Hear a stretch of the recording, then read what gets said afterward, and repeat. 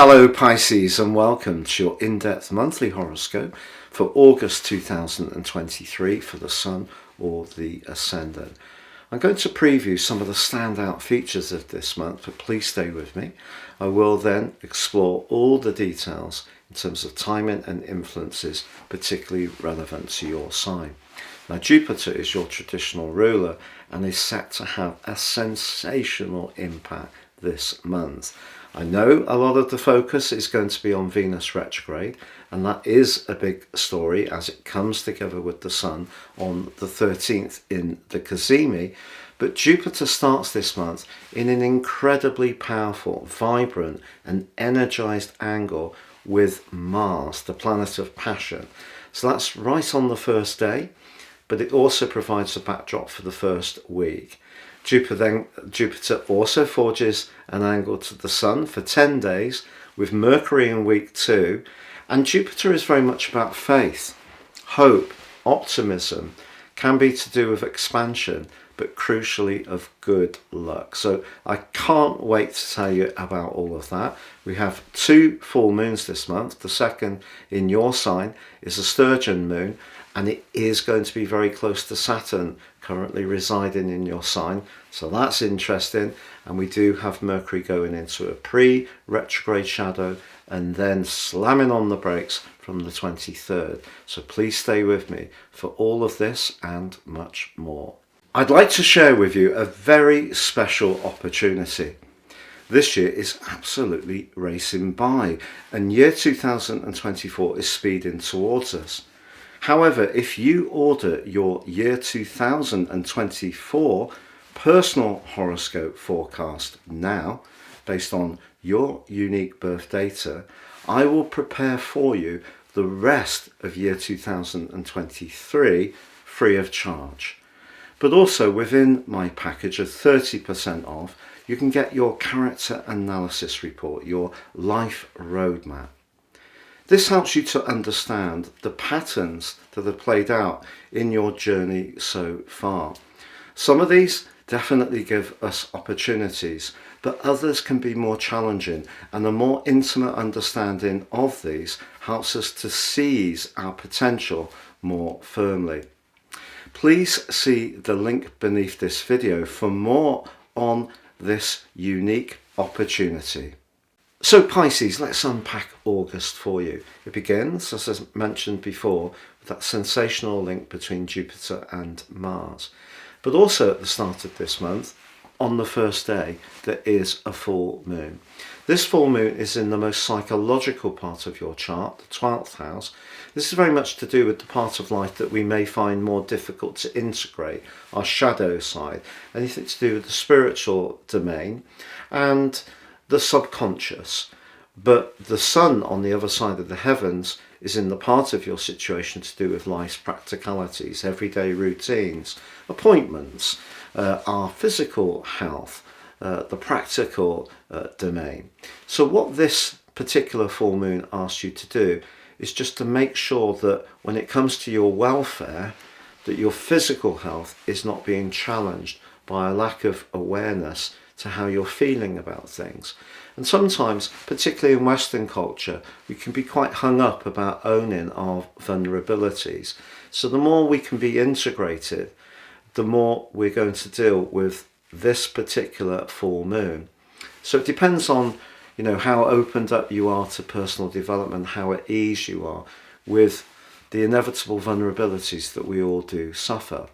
But there is something else, because Saturn in your sign is actually in a really awkward opposition with Mercury, and that goes through the first 4 days and is exact on the 2nd. So although we have this very bountiful, joyous, go-getting, exuberant angle between Jupiter in your sector of where you think, but also everyday interactions, quick journeys, learning or sharing knowledge, technology, with Mars in your sector of relating, which could see you, really on top form, there are 2 other influences there that can just ask you to take a little bit of time not to rush things, because Mars and Jupiter can give us an enormous amount of self-confidence, which is wonderful, but we don't want to be reckless. And of course Mars in the 7th house can be a little bit destructive if we don't hold its power wisely. It can be a good thing in the sense it gives us the confidence to connect to someone we might like, especially if we're a little shyer. The bad thing is it can make us too assertive, and it makes it difficult to reach consensus, because Mars essentially is about ego.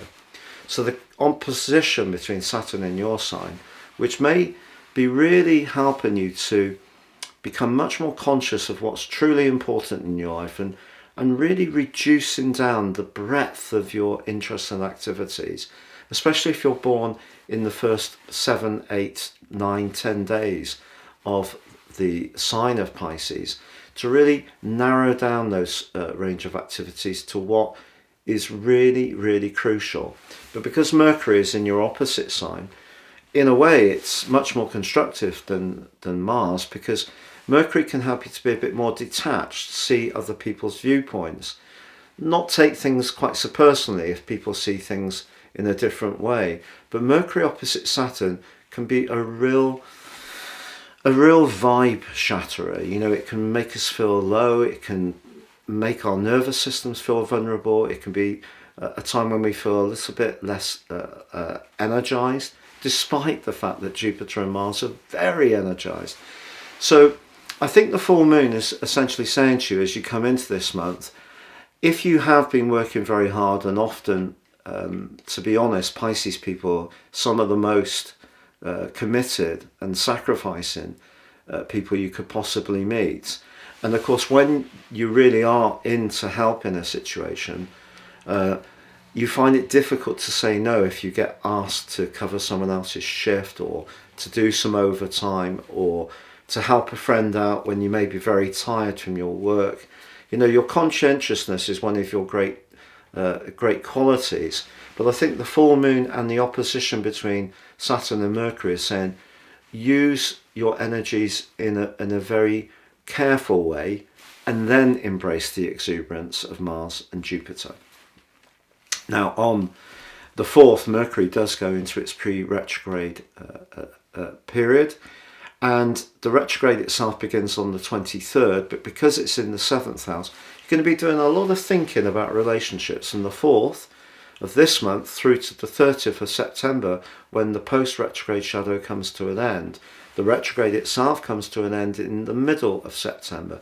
But that whole period could be quite fluid, because Mercury is located, like your sign, in a mutable sign, in Virgo. But that can be very much to do with precision and analysing things. So you're going to be analysing that the balance between the give and the get, in terms of communication, Mercury, ideas, Mercury, dedication. Both Pisces and Virgo can be very dedicated. So you could do some reviews around all sorts of involvements. But also, the Sun is in a square with Jupiter through the first 10 days.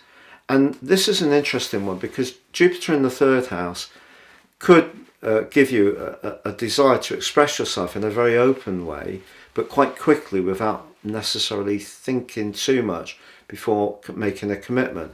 The 6th house, where the Sun is, and of course the retreat in Venus, is about service and dedication and order. So I would just say be careful that you don't promise something that then becomes a burden to you. So once again, going back to that full moon and the opposition between Saturn and Mercury, be careful not to give too much time, energy, or investment away to others unless it really is essential to what you want to achieve. So for example, if you're really red hot interested in someone, quite rightly close everything else down to focus on that. Or if there's a hobby that's really exciting you, you could use that in a very positive way, for sure.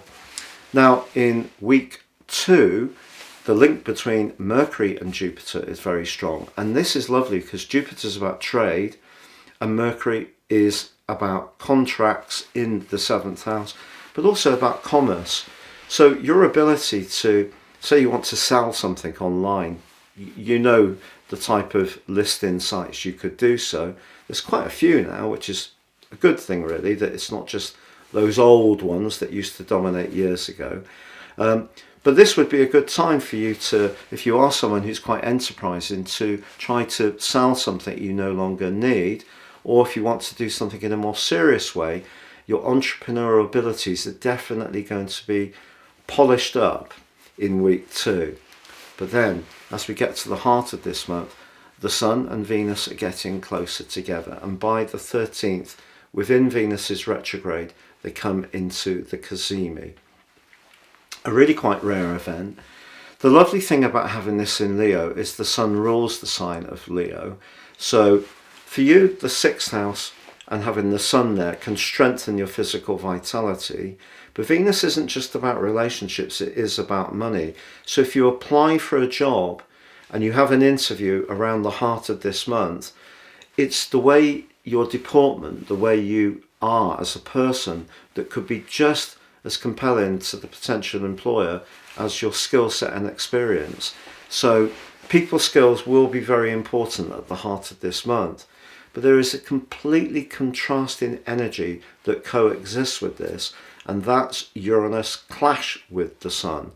And if you are in a situation where it feels that more and more gets loaded onto you without the slightest bit of consideration for your feelings, and your goodwill is taken massively for granted, the inner rebel within you can really come into the open, particularly around the new moon of the 16th, because this is asking you to get your life working more virtuously. And this really is a counterpoint to the full moon at the start of the month. And now it's much more about making it work physically for you. But because it clashes with Uranus in the 3rd house, if you're doing too much, spreading yourself too thinly, your nervous system is going to suffer. So you can improve your situation, but you need to liberate Uranus yourself from the thinking or the limitation of any commitments or role that don't work for you anymore.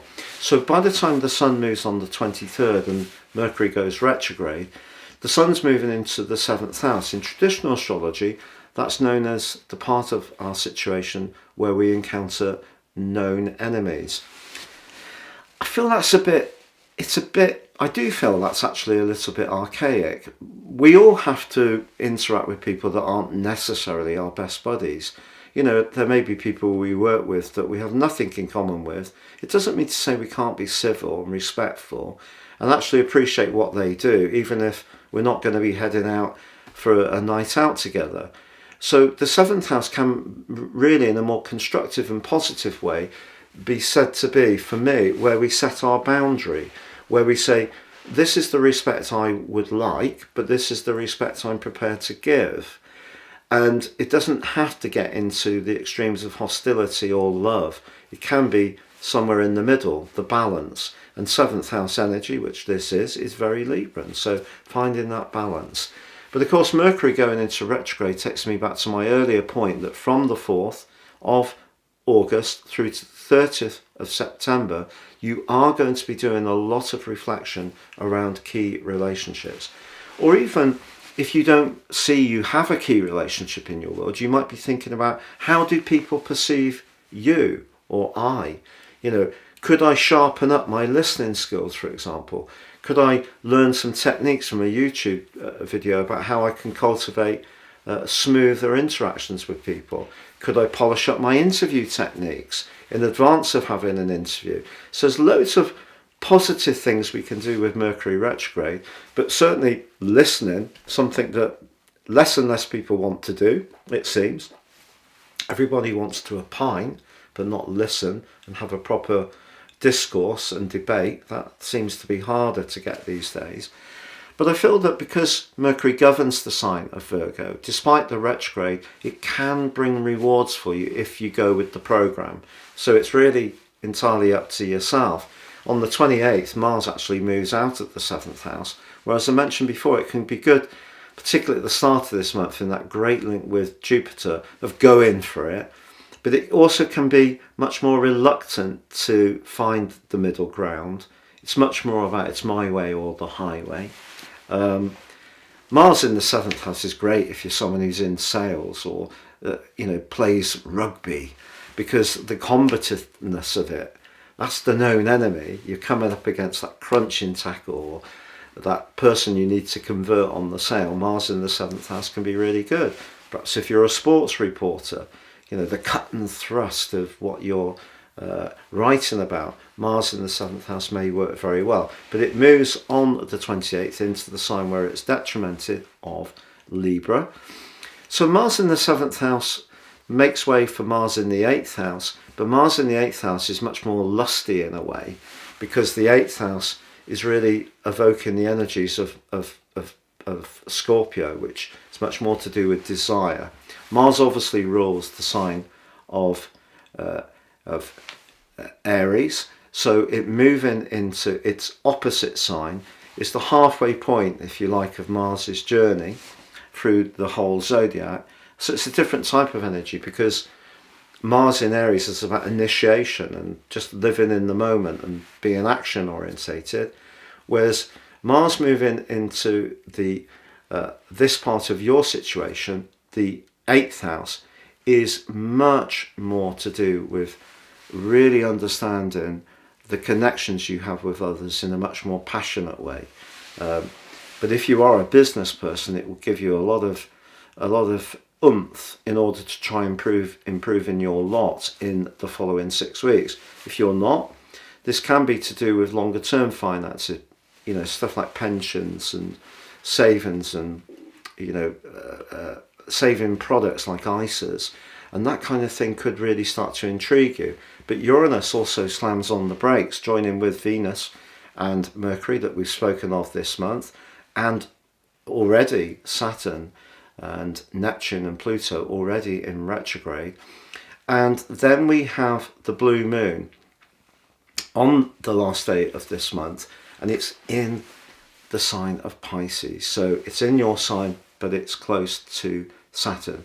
And this is really going to freeze the atmosphere around any relationship where you're not getting the respect and acknowledgement that you feel you deserve. So Mercury retrograde can see you a bit more inward about the process of thinking about relating. The Sun can make you more outward and engaging. Mars has done its stuff. It's tried to help you at the start of this month. Now it wants to get really down into the real deep stuff in terms of its very basic raw desires. But then comes along this blue sturgeon moon, and it's saying to you that if you don't feel that a relationship matter is in balance, the chances are you're going to speak out in a very forthright and potentially almost cutting way, because Saturn can cool the moon down and make it much more remote, a little bit more ruthless, if I'm honest. So if there is somebody who's taken your goodwill for granted, a boss, a co-worker, a friend, a family member, a partner, they are going to know about it at the end of this month. If you're single, and that brilliant link between Mars and Jupiter at the start of this month, and then Mercury and Jupiter whets your appetite of interacting with others, and then Venus applying to the Sun, you know, gives you the desire to find a relationship where someone will be thoughtful and in a practical way, attuned to your needs, the 6th house. By the end of the month, you're wanting to see tangible evidence of where this is going. And if you're not getting the evidence that you see, that's why you could be much more forthright. Even if you're someone who tends to steer away from direct confrontation, it's much more likely that you will say it as it is, as this month draws to a close. It's been a real pleasure being with you, Pisces. Thank you so much for joining me. Please like, comment, share, or subscribe.